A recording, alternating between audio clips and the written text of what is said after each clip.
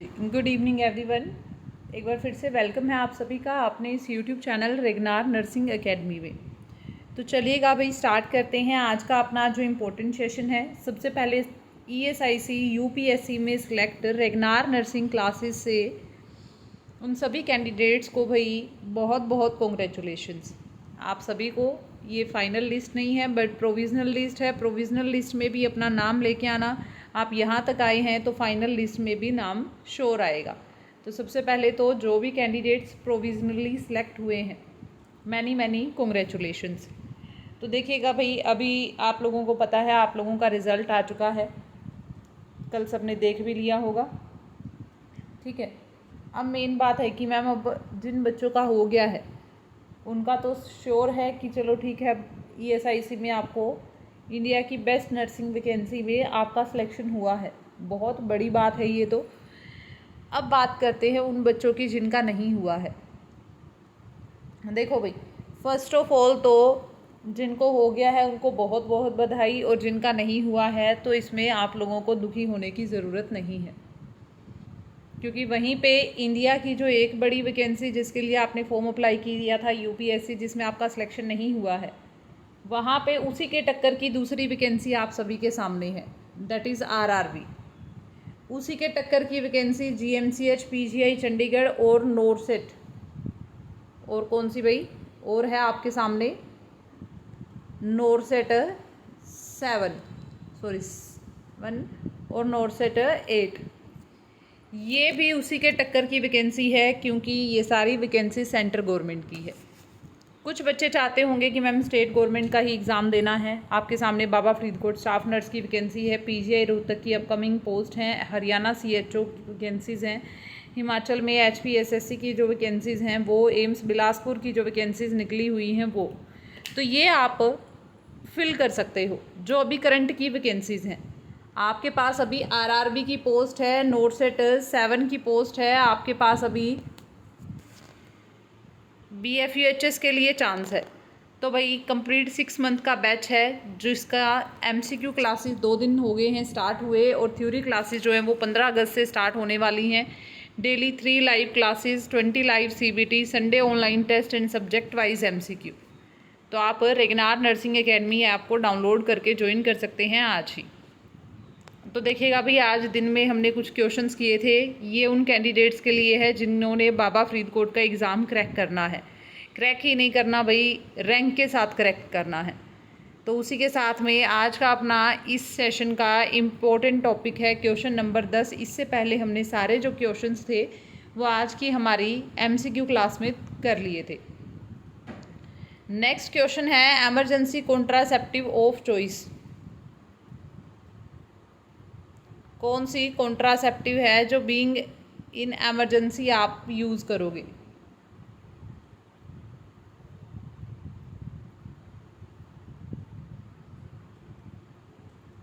तो एस्ट्रोजन को यूज़ करोगे, प्रोजेस्टेरोन ओनली पिल को यूज़ करोगे, लिवोनॉर्जेस्ट्रोल को यूज़ करोगे, या कॉपर टी को।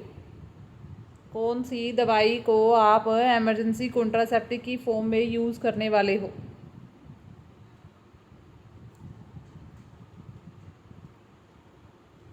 तो उसको बोलते हैं भाई प्रोजेस्टेरोन ओनली पिल। क्या बोलते हैं? प्रोजेस्टेरोन ओनली पिल बोलते हैं, ठीक है ना। POP विद इन 72 आवर्स, 72 घंटे के अंदर अंदर आपको ये जो पिल है विद इन 72 आवर्स आपको इनटेक करना होता है, ठीक है ना भाई। किसका? POP का, प्रोजेस्टेरोन ओनली पिल, जो कि एमरजेंसी कॉन्ट्रासेप्टिव्स हैं। अगर आपने अनसेफ अनप्रोटेक्टेड सेक्सुअल इंटरकोर्स किया है तो आप यूज़ कर सकते हो।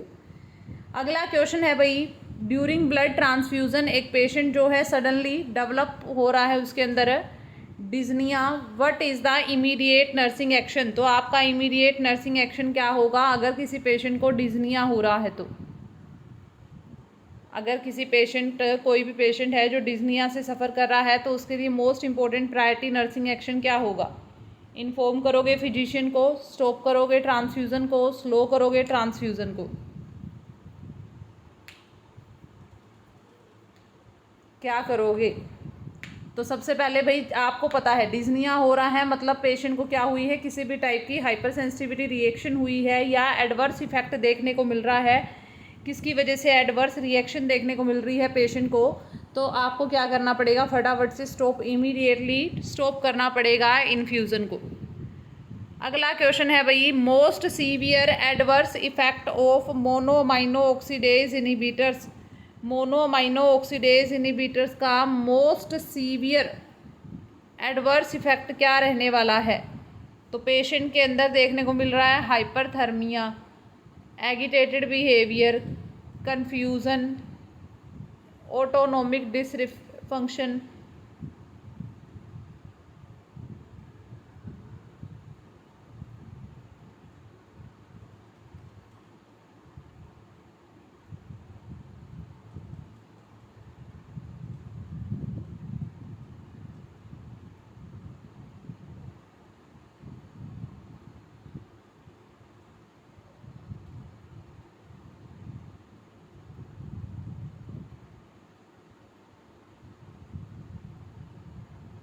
तो मोनोमाइनो ऑक्सीडेज इनहिबिटर की वजह से कौन सा साइड इफेक्ट देखने को मिलता है,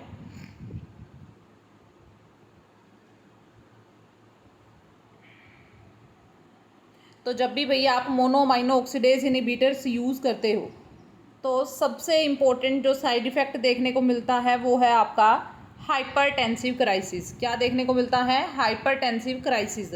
ये क्वेश्चन नोट सेट 6 में भी आया था, 5 में भी आया था, ठीक है। उसके बाद में पूछा जाता है कि मोस्ट फेटल साइड इफ़ेक्ट क्या होता है, तो मोस्ट फैटल साइड इफ़ेक्ट होता है that is the neuroleptic malignant syndrome. कौन सा देखने को मिलता है भाई, जिसमें पेशेंट को बहुत ज़्यादा सीवियर हेडेक होगा। क्या होगा, बहुत ज़्यादा सीवियर हेडेक होगा और बहुत ज़्यादा सीवियर कंडीशन देखने को मिलती है जिसमें पेशेंट की डेथ भी हो सकती है। In which phase preparation of termination phase initiated. इनमें से कौन सा ऐसा फेज़ है जिसमें आप जो आपका कंप्लीट कम्युनिकेशन वाला जो स्टेप होता है, साइकिल चलता है कम्युनिकेशन का, उसके अंदर आपको बताना है कि टर्मिनेशन फेज़ जो है वो कब इनिशिएट होती है। टर्मिनेशन जो है ना, पेशेंट को मान लो टर्मिनेट करने वाला जो स्टेज है वो कब स्टार्ट हो जाता है, वो एडमिशन के टाइम पे, एडमिशन वाली स्टेज में, ओरिएंटेशन स्टेज में, या फिर वर्किंग में, या टर्मिनेशन में, या प्री इंटरेक्शन फेज में।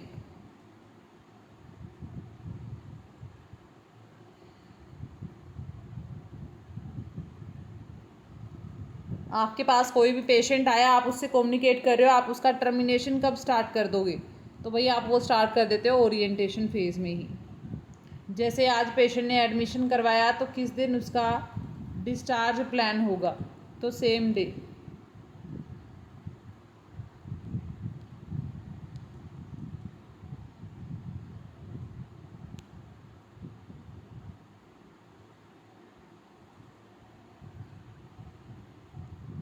तो भाई जिस टाइम पेशेंट का एडमिशन होता है उसी टाइम उसकी डिस्चार्ज प्रोसेस भी स्टार्ट हो जाती है। सेंट्रल लाइन ड्रेसिंग जो है वो सॉइल्ड होगी है, red and what nurse action immediate priority. कौन सा नर्सिंग एक्शन है जो आप प्रायोरिटी पे लोगे। सेंट्रल लाइन की ड्रेसिंग क्या होगी है भाई, सॉइल्ड होगी है, गीली हो गई है।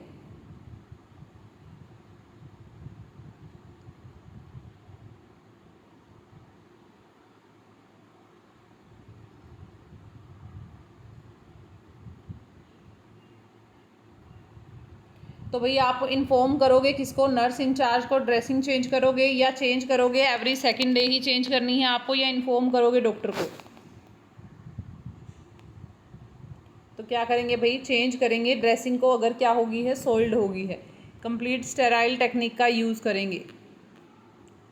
Surgical instrument sensitive to heat and moist what are used for sterilization.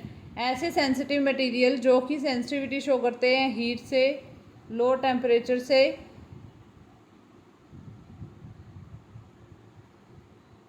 तो सर्जिकल इंस्ट्रूमेंट जो कि सेंसिटिविटी शो करते हैं भाई, ज़्यादा हीट ज़्यादा मॉइस्ट में नहीं रख सकते आप उनको, तो आप उनके लिए कौन सा मेथड यूज़ करोगे फॉर द स्टरलाइजेशन, या उनको स्टरलाइजेशन करना ही छोड़ दोगे।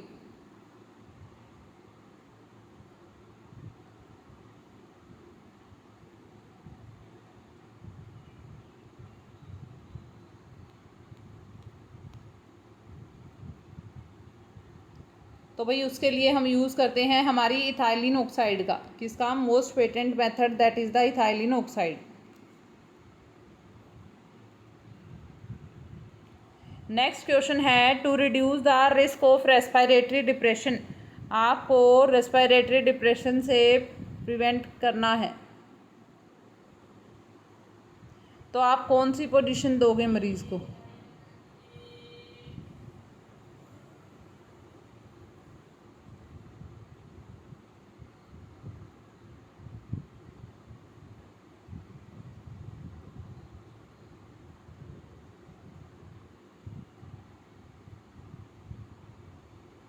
Very good. तो भाई सेमी फाउलर 45 डिग्री तक हेड को एलिवेट करके रखेंगे। क्या करके रखेंगे? 45 डिग्री तक हेड को एलिवेट करके रखेंगे। अगला क्वेश्चन है, एनाटॉमिकल साइट क्या होगी लंबर पंचर के केस में?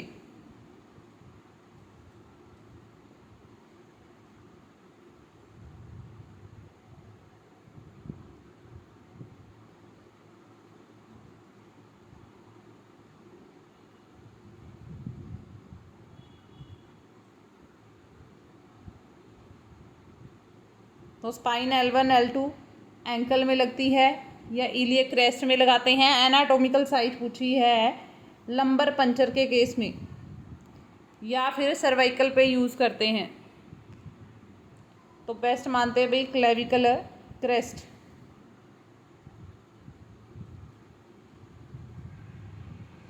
ठीक है, और सुपीरियर और इलियक क्रेस्ट ये भी क्वेश्चन आता है एग्ज़ाम में, याद रखिएगा। Patient addiction from opioid, patient क्या हो गया भाई? एडिक्टेड है किससे? वो ओपोइड से। Now patient urge to use opioids, patient का ओपोइड छुड़वाया गया था। ठीक है, अब 1 महीने बाद फिर से पेशेंट को क्या हो रही है? ओपोइड के साथ साथ में अर्ज हो रही है उनको लेने की बार बार। ठीक है, तो कौन सा ऐसा इंस्ट्रूमेंट है जो ओपोइड की टॉक्सिसिटी को रोकेगा?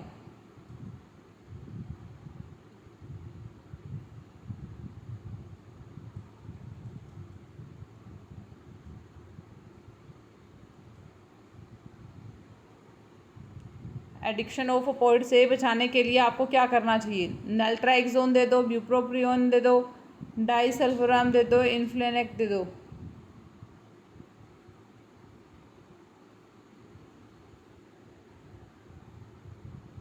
तो भाई ओपोइड टॉक्सिसिटी का क्वेश्चन चाहे इस टाइप से आ जाए, चाहे घुमा फिरा के कैसे भी आ जाए, आपका आंसर जाना चाहिए नैलोक्सोन सिट्रेट।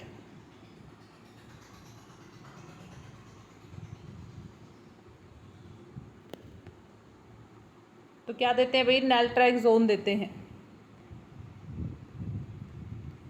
विटामिन ए की डोज कितनी रहेगी being a first dose? First dose जो है वो कब लगती है? 9 महीने, 10 महीने, 6 महीने, 12 महीने? भाई एक माँ क्या हो, प्रेग्नेंट हो,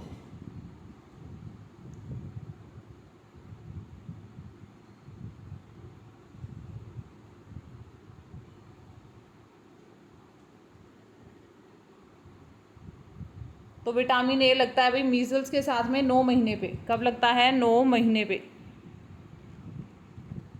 अगला क्वेश्चन है, restraint use after cleft lip surgery. Cleft lip की सर्जरी हुई है, अभी हमने पढ़ा था, हम लोगन वो लगा देते हैं, कहीं बच्चा घिसरते घिसरते क्या ना कर ले, अपने जो सूचर्स हैं उनको टीयर ना कर ले। ये सूचर लगे हुए हैं,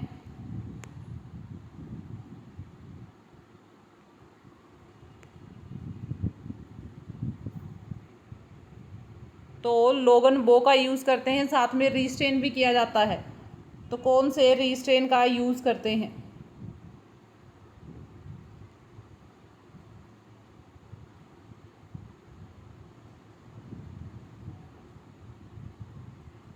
मम्मी रीस्टेन, जैकेट रीस्टेन, ये क्वेश्चन आया था आपके पंजाब का जो स्टाफ नर्स का पेपर लगा था उसमें भी।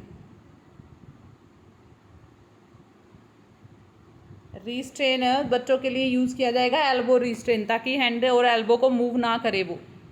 अगला क्वेश्चन है, when teaching a patient who has been diagnosed of schizophrenia about successful independent living in the community, किसके बारे में बता रहा है? इंडिपेंडेंट लिविंग के बारे में।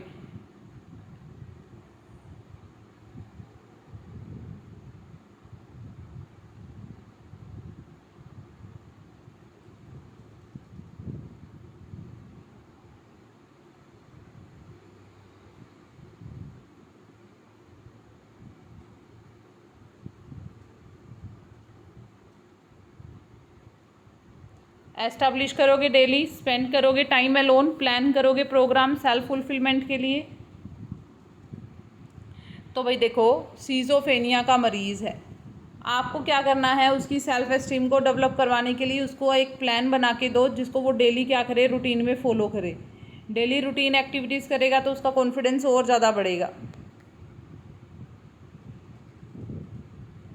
Psychiatric patient watching TV, he said that TV anchor is telling some secret to me।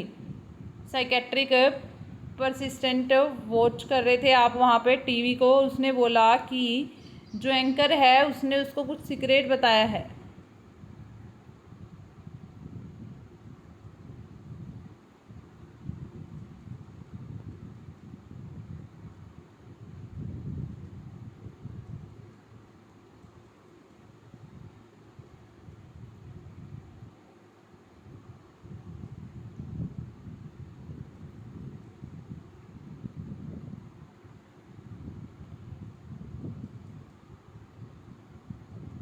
Very good. तो ये क्या है भाई? ये है आइडियाज़ ऑफ रेफरेंस। पेशेंट क्या बोल रहा है कि टीवी एंकर जो है वो उसी के बारे में बात कर रहा है या उसको कुछ सीक्रेट बता रहा है। तो ये क्या है? Idea of reference. कोई भी बात करेगा तो उसको ये लगेगा कि ये मेरे बारे में बात कर रहा है, मुझसे बात कर रहा है, इस टाइप का फील होगा पेशेंट को। ठीक है भाई, तो ये थे कुछ आज के कुछ क्वेश्चंस। ठीक है, फुल बैच के लिए आप ज्वाइन कर सकते हो PFUHS live crash course only 1999 भी। Thank you so much.